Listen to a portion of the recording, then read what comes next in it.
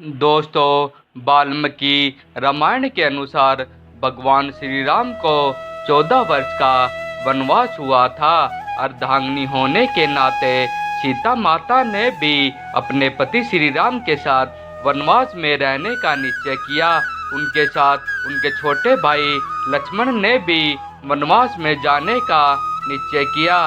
इस तरह तीनों ने सन्यासियों से पीले वस्त्र पहने और निकल पड़े।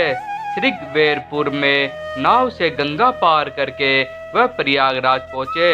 वहाँ से वह प्रभु श्री राम ने प्रयाग संगम के समीप यमुना नदी को पार किया और फिर पहुँच गए चित्रकूट। वह स्थान है जहाँ राम को मनाने के लिए भरत अपनी सेना के साथ पहुँचे थे। तब जब दशरथ का देहांत हो जाता है, भारत यहाँ से राम की चरण पादुका ले जाकर उनकी चरण पादुका रखकर राज्य करते हैं। चित्रकूट के पास ही सतना स्थित अत्रि ऋषि का आश्रम था। हालांकि अनुसुईया पति महर्षि अत्रि चित्रकूट के तपोवन में रहा करते थे, लेकिन सतना में रामवन नामक स्थान पर श्री राम रुके थे, जहाँ ऋषि अत्रि का एक और आश्रम था। यहाँ आश्रम में माता अनसुईया ने सीता जी को पतिव्रता धर्म का ज्ञान दिया। सती अनसुईया को सतत्वी का सर्वोच्च पद प्राप्त था। वह भगवान दत्तात्रेय, चंद्रदेव और दुर्वासा ऋषि की माता थी। उन्होंने श्री राम, माता सीता और लक्ष्मण जी का आतिथ्य सत्कार किया। साथ ही उन्होंने माता सीता को पुत्री के समान अत्यंत प्रेम से पत्नी धर्म का निर्वाह करने का मार्ग बताया।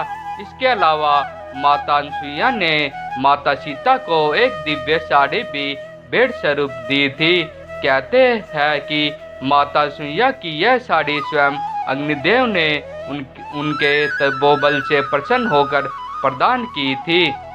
इस साड़ी की विशेषता की यह कभी भी ना तो फटती थी और ना ही मैली होती थी।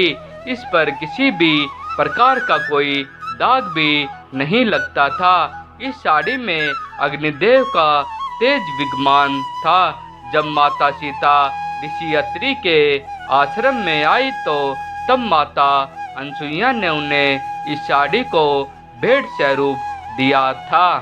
माता सीता ने अपने संपूर्ण वनवास के दौरान उसी एक साड़ी को पहने रखा।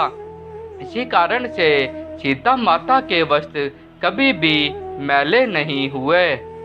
मैं आशा करता हूँ कि हमारे द्वारा दी गई जानकारी आप सभी को बहुत पसंद आई होगी।